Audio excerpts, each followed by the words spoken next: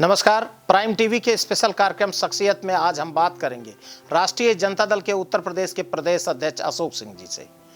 Ashok Singh ji, prime TV पर आपका स्वागत है। धन्यवाद। अशोक सिंह जी, सबसे पहले ये जानना चाहते हैं कि सियासत में आने का जो फैसला है आपने कैसे किया, क्योंकि आपके परिवार की जो पृष्ठभूमि रही वो सियासत की ही रही। आपके दादाजी मतलब आपके बाबा गुफ्तार सिंह जी लगातार जब तक धरती पर रहे, जीवित रहे, लगातार जीवन पर्यंत वो विधायक रहे, सरेली से कांग्रेस पार्टी के मेंबर हुआ करते थे। तो एक तरह से आपके बाय ब्लड कांग्रेस पार्टी का मामला रहा, लेकिन फिर आप अलग जनता परिवार के दलों के साथ आपने लंबा काम किया, करते चले आए हैं। आज स्टेट प्रेसिडेंट हैं, राष्ट्रीय जनता दल के यूथ प्रेसिडेंट भी रहे। तो ये जो सियासत में आने का फैसला आपने कैसे किया? सियासत के माहौल में हमारा जन्म हुआ। सियासत को मैंने बड़ी अंदर से देखा है।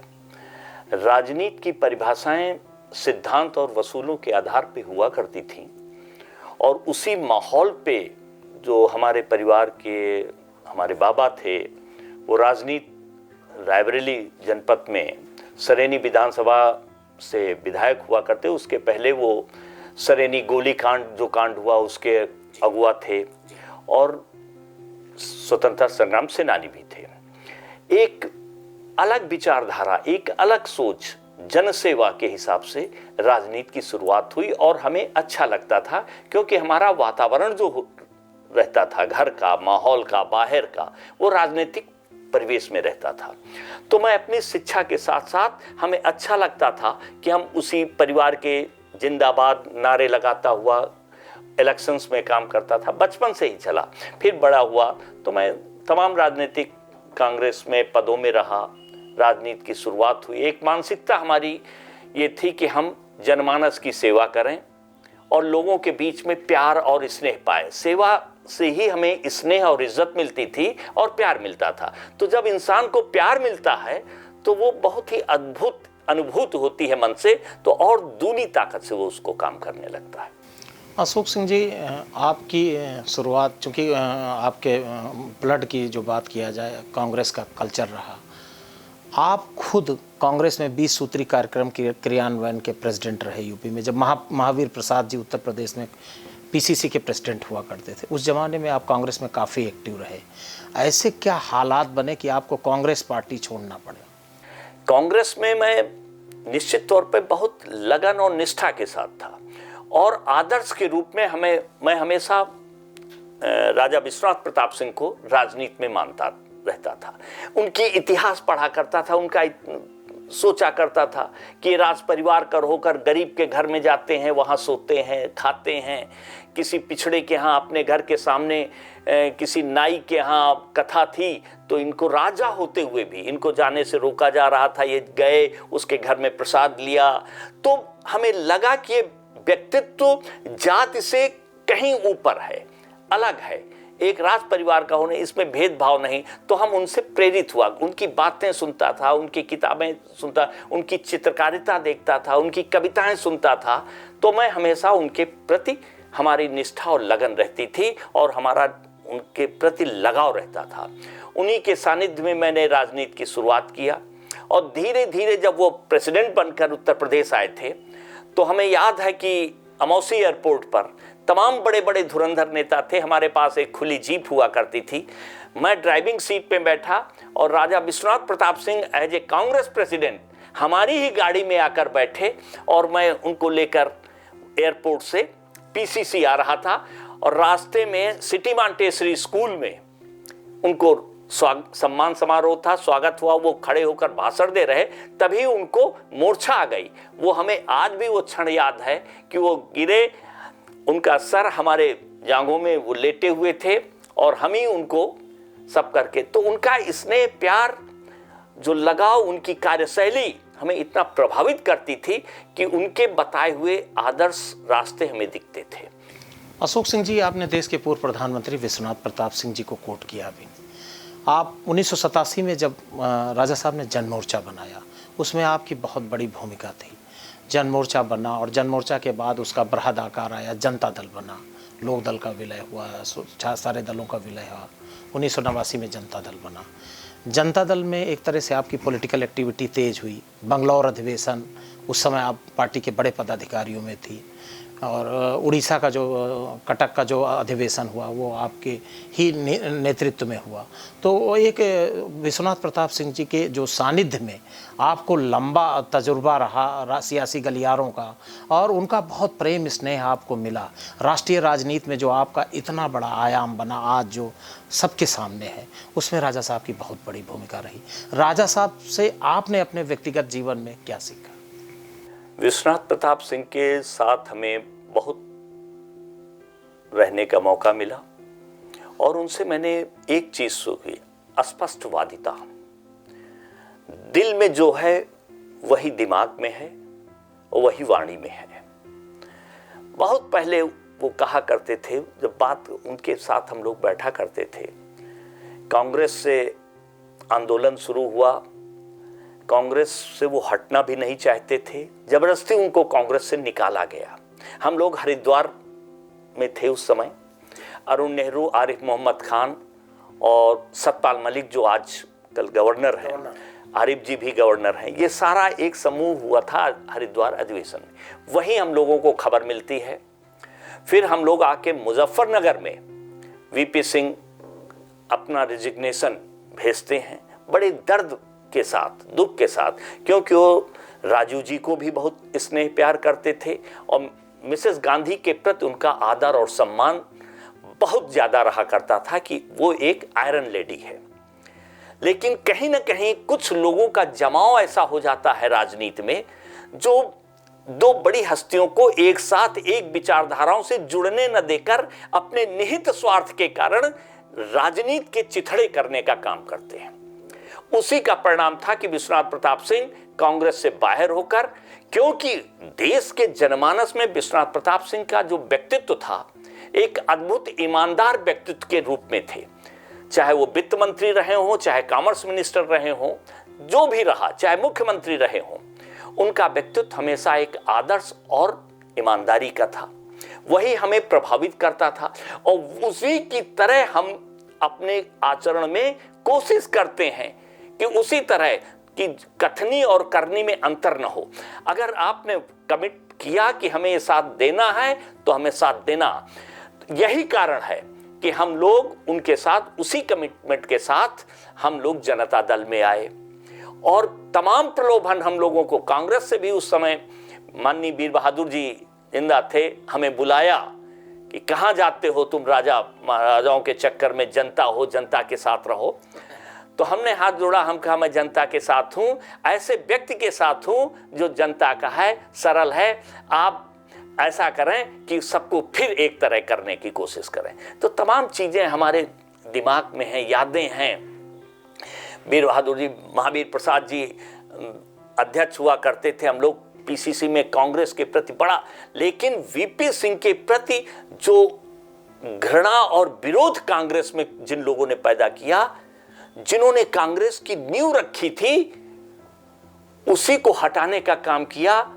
इससे हम लोग आहत हुए और वीपी सिंह के साथ चले गए, और उनसे मैंने ये सीखा है, जब सम्मान और स्वाभिमान में चोट आ जाए, जब गरीबों पे अत्याचार बढ़े, जब कहीं व्यभिचार बढ़े, तो हमेशा सत्य का साथ दो। ये हमने उनसे सीखा। अशोक सिंह जी, राजा साहब के बारे में कहा जाता था, एक नारा उस जमाने में बहुत चर्चित रहा, राजा नहीं फकीर हैं, देश की तकदीर हैं।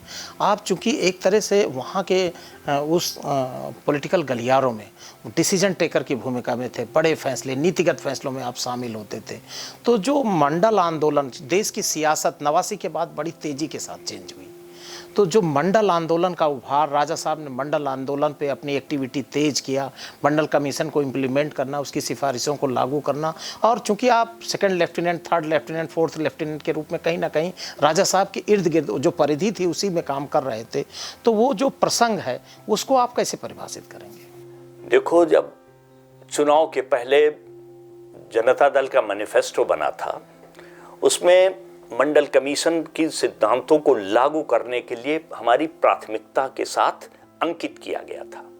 उस समय माननीय मुलायम सिंह यादव जी, लालू यादव, जितने भी माननीय शरद यादव जी, रामविलास पासवान जी, बीजू पटनायक, देवीलाल हेगड़े साहब, जितने करुणानिधि, सारे लोगों का एक समूह इकट्ठा हुआ था, क्योंकि ये देश के हित के लिए एक बहुत बड़ा फैसला होने जा रहा था, जिसका विरोध भी कहीं ना कहीं कुछ हो रहा था। लेकिन वीपी सिंह का ये था कि हमने अगर ये तय किया है सबने एक साथ सुर में कि जनता के बीच में हम गए हैं कि हमें मंडल कमीशन लागू करना है, तो हम झूठ कैसे कहें कि हमें मंडल कमीशन लागू नहीं करना। हमने वादा किया था कि अगर जनता दल सत्ता में आएगा तो सबसे पहला काम होगा मंडल कमीशन लागू करना। तो हमें अपने बातों को, अपने जो वादे किए हैं उसको जनता के सामने झूठा नहीं होने देना है और उसे हमें लागू करना है। और ये लागू हुआ, उसका विरोध भी हुआ, लेकिन एक अद्भुत खुशी होती थी कि एक उस वर्ग को जो समाज समझ नहीं पाया, तमाम जातियों में विभक्त होने लगा, जबकि उनकी विचारधारा थी कि हमें उनको हक मिले जो सदियों से पीछे जा रहे हैं, उनको भी बराबर की हिस्सेदारी मिले। और ये काम किया है तो विश्वनाथ प्रताप ने किया है। तमाम इस देश के पिछड़े वर्ग के लोग, हम जातियों के लोग नहीं, पिछड़े वर्ग के लोगों का एक समूह, बैकवर्ड की बात कर रहा हूं, एक समूह के लिए एक वरदान साबित हुए हैं। और वो वरदान निश्चित तौर पर विश्वनाथ प्रताप सिंह को याद करना चाहिए उस वरदान के रूप में। अशोक सिंह जी, 1967 में डॉक्टर लोहिया ने प्रयोग किया, संयुक्त विधायक दल की 11 राज्यों में सरकारें बनी, 77 में जनता पार्टी का प्रयोग हुआ, 89 में जो आप लोगों का प्रयोग हुआ, जनता दल का प्रयोग हुआ, पूरे देश के राजनीतिक क्षितिज पे बड़ी तेजी से तब्दीली आई। 89 में आपको जनता दल ने उत्तर प्रदेश में रायबरेली, जो कांग्रेस का टापू कहा जाता है, जनता दल के सिंबल पर आप चुनाव लड़े। क्या कमियां रह गई अशोक सिंह जी कि आप वो चुनाव लूज कर गए, जबकि 1989 में तुरंत आपकी सरकार बन गई और मुलायम सिंह सूबे के वजीर आला बन गए? निश्चित तौर पर कहीं ना कहीं मैं रायबरेली जिले में जो जनता दल से जीते हैं उनसे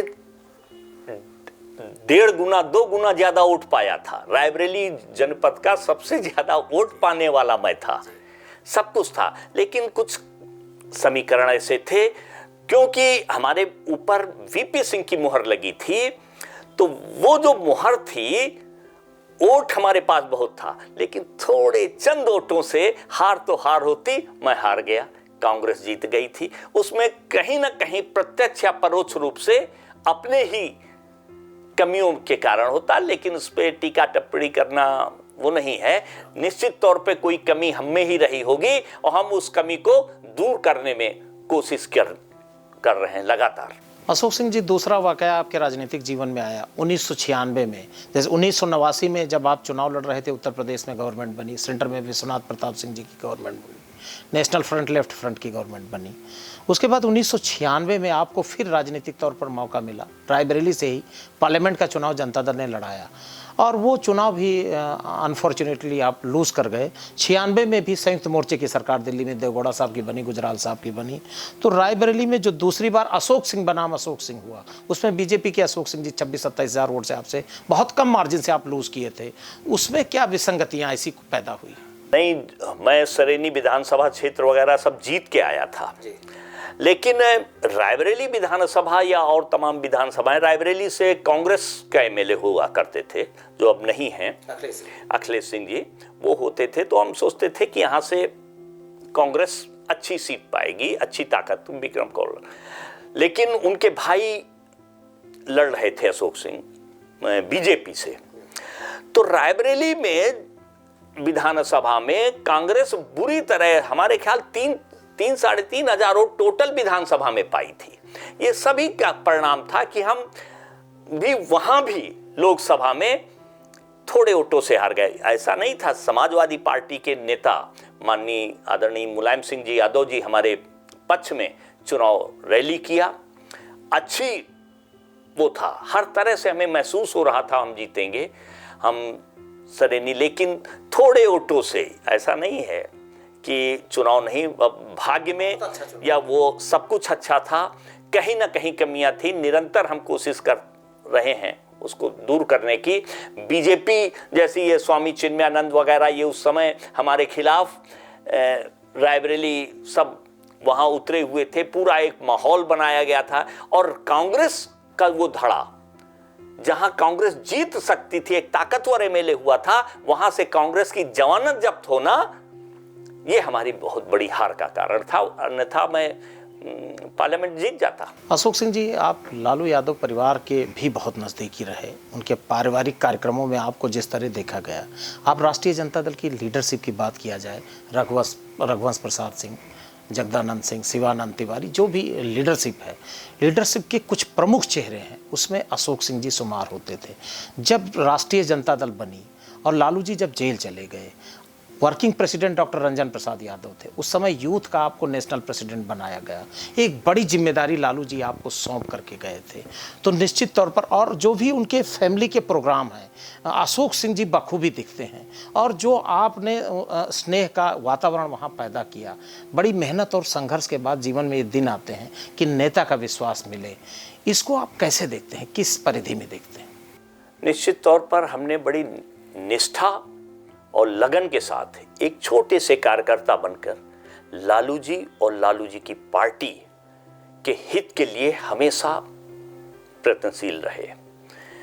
जब मैं नेशनल प्रेसिडेंट बना यूथ का, तो और राष्ट्रीय जनता दल बड़ी गर्भ हालत में थी, रिसोर्सेज नहीं थे, तमाम हम लोगों एक दूसरे से कह के मैं नॉर्थ ईस्ट का इंचार्ज बना।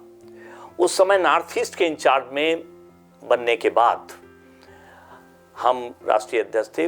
मैं अकेला आदमी हूं जो नागालैंड में करीब 28 दिन लगातार रहा, मणिपुर में चुनाव। हम कहा मैं चुनाव लड़ाना चाहता हूं, तो लालू जी ने कहा वह वहां चुनाव क्या करोगे लड़ा के। हम कहा नहीं सर, हमने नीपा माचा सिंह से बात की जो वहां के एक्स सीएम हैं, वो हमारे साथ आ जाएंगे, आपका आशीर्वाद, ये कैसे आ जाएंगे। हम कहा मैं करूंगा। बात हुई, मैंने बात कराई, और उस चुनाव में हमें 13 सीटों का सिंबल दिया लालू जी। पैसे का भाव था, पैसा भी नहीं था, बहुत ही मामूली पैसा लेकर, बहुत ही मामूली, शायद एक कॉन्स्टिट्यूंसी में 20-20, 25-25 हज़ार भी शायद न हम दे पाते। ऐसे में हम वहां गए नीपा माचा सिंह के साथ, हम ही अकेले, कोई बिहार का नेता या किसी भी बड़ा नेता या लालू जी, कोई मणिपुर आया ही नहीं, सब डरते थे। मणिपुर में बड़ा वो चलता था। उसके बावजूद हम 4 सीटें जीते। हमारी पार्टी राष्ट्रीय पार्टी के कद पे आ गए। हम नागालैंड उसके बाद लड़ाए, तब लालू जी भी गए नागालैंड, तो वहां हम जीते नहीं, लेकिन 6% वोट मिला। तो हमारे पार्टी का नेशनल दर्जा मिल गया। नेशनल दर्जा मिलने से एक कद बना, और उसको लालू जी का स्नेह प्यार, लालू मैडम राबड़ी जी का परिवार का, हम एक कार्यकर्ता की तरह उनके साथ रहे और निष्ठा और लगन के साथ रहे। हमेशा उनके हित की बात किया है, जो गलत होता था उसको रोकता था, कहता था। तो हमेशा वो हमें डांटते भी थे और हमारी बात सुनते भी थे। पारिवारिक हमें तो महसूस ही नहीं होता था कि मैं किस वर्ग का हूं या किस जाति का हूं। हम जब उनके साथ रहते थे तो हमें जाति और धर्म या हम परिवार के नहीं हैं महसूस, न उनमें न उनके परिवार के किसी सदस्य से। हमारे द्वारा सभी बच्चे हों, आज सब बड़े नेता हैं, वो भी हमें स्नेह प्यार करते थे। हम उनसे कई गुना ज्यादा उनको स्नेह प्यार, उतना ही आदर सम्मान राबड़ी जी को और लालू जी को मैं करता था। अशोक सिंह जी, सियासत में जन नेता बनना बड़ी चीज़ है, आपने अभी कोट भी किया। उत्तर प्रदेश की जो सियासत है, राष्ट्रीय जनता दल की जो भूमिका है, आप लंबे समय से स्टेट के प्रेसिडेंट हैं। बहुत सारे वाकई उत्तर प्रदेश ही नहीं, देश के सारे कई राज्यों में ऐसी घटनाएं हुई कि किसी पॉलिटिकल आउटफिट का स्टेट प्रेसिडेंट पूरी की पूरी यूनिट लेके किसी राजनीतिक दल में मर्जर करता है, विधान परिषद जाता है, राज्यसभा जाता है, एमएलए बनता है, मंत्री बनता है। इस तरह की अमूमन बहुत सारी घटनाएं हैं। 10 मोटा मोटा लंबा समय आपने दिया, 3 दशक की सियासत है आपकी। जो ईमानदारी, जो नैतिकता, जो शुचिता भरी ज़िंदगी आप उत्तर प्रदेश की सियासत में जी रहे हैं। और ऐसा नहीं कि अशोक सिंह जी कोई अनजान चेहरा है, उनको लोग नहीं जानते। भारतीय जनता पार्टी हो, समाजवादी पार्टी हो, कांग्रेस हो, बीएसपी हो, राजनीतिक गलियारों में अशोक सिंह जीवंत नाम है, सब कोई जानता है। आपके बारे में एक परसेप्शन है सियासत में। देश के पूर्व प्रधानमंत्री के संकट मोचक लोगों में मैं शुमार मानता हूं आपको। देश के पूर्व रेल मंत्री के साथ काम किया। तो उत्तर प्रदेश में ऐसा नहीं कि आपको प्रलोभन नहीं आए, लेकिन आप समाजवादी आंदोलन को नहीं छोड़े, उसके पीछे क्या रीजन है? हमने आपको शुरू में बताया कि एक विचारधारा से जुड़ गया ना, एक व्यक्तित्व से। हमारा कर्म ये नहीं है कि हम धोखा देके कोई राजनीति, ये नहीं है कि हमें ऑफर नहीं हुए, हमें तमाम दलों से ऑफर हुआ, आइए मदद होगी, सब जगह कहा, लेकिन हमने कहा भाई वही चीजें हैं, वही विचारधारा है। क्योंकि जब तक हम लालू जी को कमिटमेंट किए थे कि हम आपके साथ हैं, हम वीपी सिंह के साथ रहे, कमिटमेंट में किया, और हमारा उद्देश्य है कि हम अपने सिद्धांतों से कभी समझौता नहीं कर सकते हैं, हम अपने को बिकाऊ नहीं होने देंगे। हम जिसके प्रति निष्ठा रखेंगे तो जन्म पर्यंत, जब तक जीवन है तब तक हमारी निष्ठा, लगन, ईमानदारी के साथ एज ए कार्यकर्ता हम उनके साथ रहेंगे और निष्ठा से उनकी छवि को बराबर नहीं ऊपर उठाने का काम करेंगे। यही कारण है कि हम उनके साथ हैं। अशोक सिंह जी, आप यूथ पॉलिटिक्स से निकल के आए हैं। तेजस्वी यादव, तेज प्रताप यादव जो आपकी नई लीडरशिप है, लखनऊ ये दोनों लोग आया करते थे, क्रिकेट खेलने का आपका संबंध रहा है, छोटे बड़े भाई का संबंध रहा है। हेमंत सोरेन साहब हों, अखिलेश यादव जी हों, स्टालिन हों, राहुल गांधी साहब हों, देश की जो यूथ आइकॉन की राजनीति पनप रही, अपने नेता तेजस्वी यादव जी का भविष्य आप कैसे देखते हैं? तेजस्वी एक होनहार, एक अग्रेसिव नेता है। राजनीति की परिधि में जिस दिन से वो उतरे हैं, चाहे अभी के सदन के उनके भाषण हो या सदन के पहले के हो, उनकी विचारधारा, उनकी सोच वही सोच है जो लालू जी की सोच हुआ करती थी कि गरीबों का उत्थान और अपने प्रदेश का कैसे उत्थान हो, डेवलपमेंट कैसे हो। थोड़ी सोच में डेवलपमेंट आ गया है। जिस तरह माननीय अखिलेश यादव जी उत्तर प्रदेश को एक नया आयाम दिया नेताजी के बाद, अगर विकास के नाम पे देखा जाए तो माननीय अखिलेश यादव जी से ज़्यादा विकास किसी भी मुख्यमंत्री ने उत्तर प्रदेश में नहीं किया। डेवलपमेंट, विकास पुरुष कहे जाते हैं, लेकिन बिहार में नहीं दिखा पाए तेजस्वी, क्योंकि वो चीज़ तेजस्वी को मौका मिला थोड़े दिन, उतने दिन में ही उन्होंने बहुत कुछ किया। और निश्चित तौर पर ये जो अगला चुनाव होगा, एक तो अभी इस कोरोना की महामारी में दैवीय आपदा है, एक तरह से वहाँ बाढ़ भी आई हुई है, हर तरह से बिहार परेशान है, लेकिन वहाँ चुनाव कराए जा रहे हैं। चलो, चुनाव जब हो रहे हैं तो चाहे पक्ष हो या विपक्ष हो, इस चुनाव में जनता सबक सिखाएगी और तेजस्वी का चेहरा बिहार में एज ए मुख्यमंत्री एक्सेप्ट है और एक ताकतवर मुख्यमंत्री बनेगा। अशोक सिंह जी, आपने ज़्यादातर उन नेताओं के साथ काम किया है जो सामाजिक क्रांति के लोग रहे, चाहे विश्वनाथ प्रताप सिंह जी हों, लालू प्रसाद यादव जी हों, चाहे मुलायम सिंह यादव जी हों। आर्थिक क्रांति का दौर चल रहा है, आपके नेता तेजस्वी यादव या अखिलेश यादव को इस इकोनॉमिकल रिवोल्यूशन में कैसे आप परिभाषित करेंगे? क्योंकि ये एक बड़ी चुनौती है। बैकवर्ड की बात करें तो बैकवर्ड में मोस्ट बैकवर्ड की बात हो गई, दलित में महादलित की बात होने लगी, अपर क्लास में भी काफ़ी उसी तरह की चीज़ें आ गई हैं। राजनीति का जो ताना बाना है पूरी तरह से बदला हुआ है। तो जो आर्थिक मॉडल की बात हुई, क्योंकि खटिया पे बैठने को तो आपने एक्सेप्ट करा दिया कि जो आपका बैकवर्ड है, दलित है, मुसलमान है, उसको सामाजिक स्वीकृति, पॉलिटिकल और सोशल एक्सेप्टेंसी दे दी, लेकिन जो इकोनॉमिकल एक्सेप्टेंसी की बात है उसमें आप इस समाजवादी आंदोलन को कैसे परिभाषित करते हैं? देखो, जैसे इकोनॉमिकल आज़ादी है, जब हम सम्मान और स्वाभिमान और हक हुकूक की लड़ाई लड़ रहे हैं और बराबरी का दर्जा उनको, तो हमारा सोशल स्टेटस के साथ इकोनॉमिकल स्टेटस भी बढ़ेगा। हमें ये देखना है कि राजनीति में जो अपराधीकरण हो रहा है, जो गलत तरीके, नेता जो ठेकेदार हो रहा है, नेता को हम एक बात हमेशा कहते हैं, नेता को नेता रहना चाहिए, अपनी टीम को, उनको मजबूत धरातल जो जनता की सेवा कर सके और उत्थान कर सके। जब हम ही ठेकेदार हो जाएंगे, हम ही व्यापार करने लगेंगे, हमारा ही सब कुछ होता लगेगा, तो हम जनता की सेवा के बजाय अहम आ जाएगा। हम पैसा आना तो हम आएगा, पैसा कमाना है तो ये विचारधारा रोकनी पड़ेगी।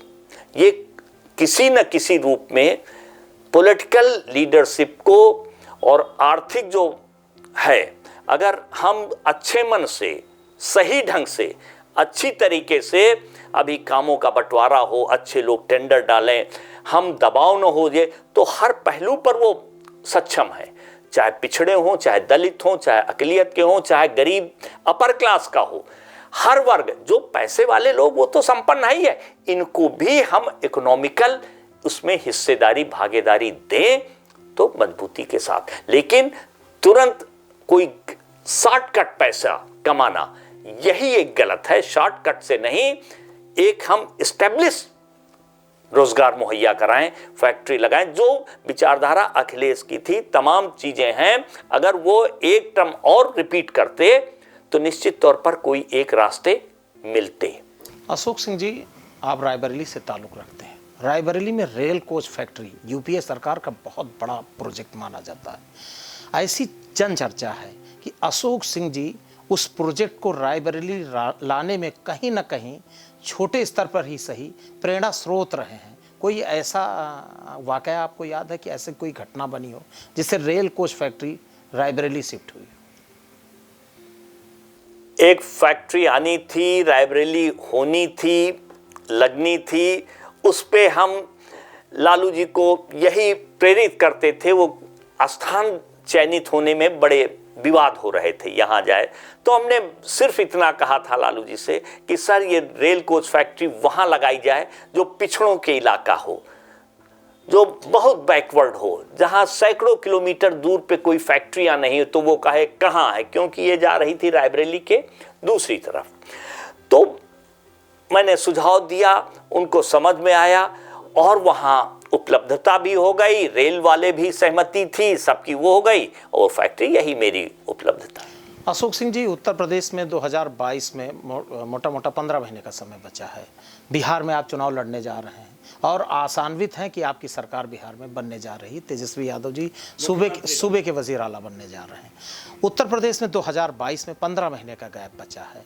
आपकी अपनी राष्ट्रीय जनता दल, चूँकि आप 1996 में भी थे और 1989 में भी थे, 2024 की भी स्थिति को आप मूल्यांकन कर रहे होंगे कि 2024 में जो संभावित तीसरी ताकतें और जो एंटी बीजेपी, गैर कांग्रेसवाद के ज़माने को भी आपने देखा है और गैर बीजेपी वाद, गैर भाजपा वाद का भी प्रयोग आप ही मुखातिब हैं उससे। तो 2022 को लेकर के राष्ट्रीय जनता दल को उत्तर प्रदेश में कहाँ खड़ा पाते हैं? देखो, इसके पहले के भी चुनाव में लालू जी पे प्रेशर होता था कि यहाँ चुनाव लड़ाओ। मैं अकेला विरोध करता था। हम कहा वोटों का बंटवारा नहीं होना चाहिए। हम चुनाव लड़ सकते हैं, लेकिन हम चुनाव हरवाने के लिए लड़ सकते हैं। अशोक सिंह इंडिविजुअल कोई सीट जीत सकते हैं अपनी ताकत से, दल की ये वो उन जो क्षमता है वो लिमिटेड है। लेकिन अगर हमारी ये कोशिश होती थी कि हम कभी भी समाजवादी पार्टी को डैमेज ना, क्योंकि दोनों की विचारधारा, दोनों की सोच, दोनों का वो एक है। हम ये सोचते थे कि ये सब वोटों का बंटवारा ना हो और मेरी कोशिश होती थी कि कांग्रेस, समाजवादी और ये सब एक होकर चुनाव लड़ें तो निश्चित तौर पर हम यहाँ पर बीजेपी को हरा सकते हैं। क्योंकि विघटन हुआ था, बैकवर्ड पॉलिटिक्स में विघटन हो गया, क्योंकि हमारी राजनीति को जातियों पे विभक्त कर दिया गया कि ये यादव हैं, ये कुर्मी हैं, ये लोधी हैं। ये खेल अगर किया है तो बीजेपी और तमाम अपर क्लास की मानसिकता ने हमारा जो कुटुंब था, बैकवर्ड पॉलिटिक्स की जो मुट्ठी थी, उसको तोड़ने का काम किया है। अब जरूरत है कि उसको न तोड़ें और निश्चित तौर पर मुट्ठी बनाने का काम है। अशोक सिंह जी, आप रायबरेली से ताल्लुक़ रखते हैं। सरेनी आपके परिवार की पारंपरिक सीट रही है। आपके दादा बाबा जी गुफ्तार सिंह जी लगातार वहाँ सदन में रहे। 2022 में सरेनी को लेकर के बूथ वाइज क्या एक्टिविटी आपकी चल रही है? सरेनी हमारा घर है, परिवार है। हर बूथ में, हर गांव में, हर घर में हमारा स्नेह और प्यार है। जहाँ स्नेह, प्यार और लगाव होता है, आकर्षण होता है, वहाँ एक्टिविटी अपने आप पनपा करती है और प्रफुल्लित हुआ करती है। हमारी इच्छा है कि हम 22 का चुनाव लड़ें और किसी न किसी हाउस में पहुँचें। देखो क्या होता है। अशोक सिंह जी, नितांत एक व्यक्तिगत सवाल। आपकी धर्मपत्नी डॉक्टर पुष्पा सिंह जी एक ब्यूरोक्रेट रही हैं और लंबा समय उन्होंने ब्यूरोक्रेसी को दिया है अपने जीवन का। उन पुष्पा सिंह जी के आपके व्यक्तिगत जीवन में आने के बाद कैसे आप परिभाषित करेंगे जो एक संबंध होता है राजनीतिक जीवन में, वो कैसे शैडो बन के उभरी हैं? वो ब्यूरोक्रेट थी, आईएएस ऑफिसर थी, वो अपना काम करती थी, लेकिन हमारे काम में हमेशा सहयोगी रहती थी।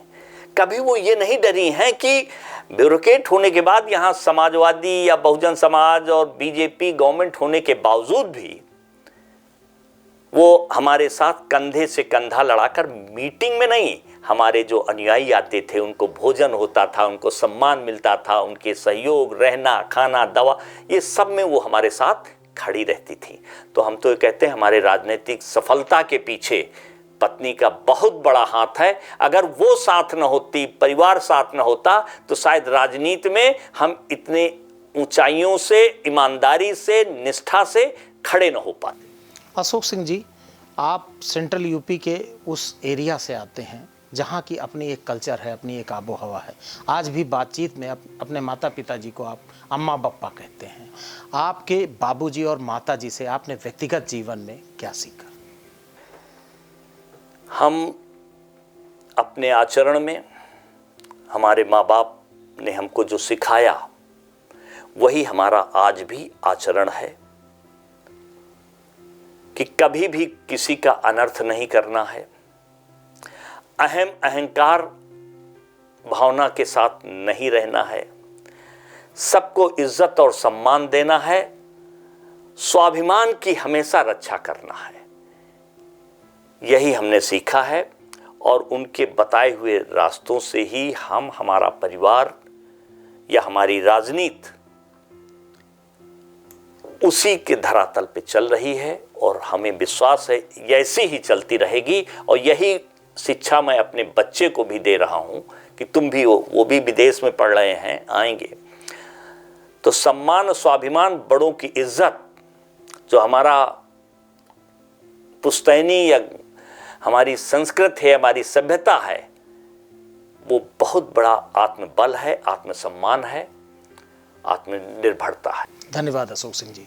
ये थे राष्ट्रीय जनता दल के उत्तर प्रदेश के स्टेट प्रेसिडेंट अशोक सिंह जी। शख्सियत के अगले कार्यक्रम में हम फिर मिलेंगे किसी नई शख्सियत के साथ।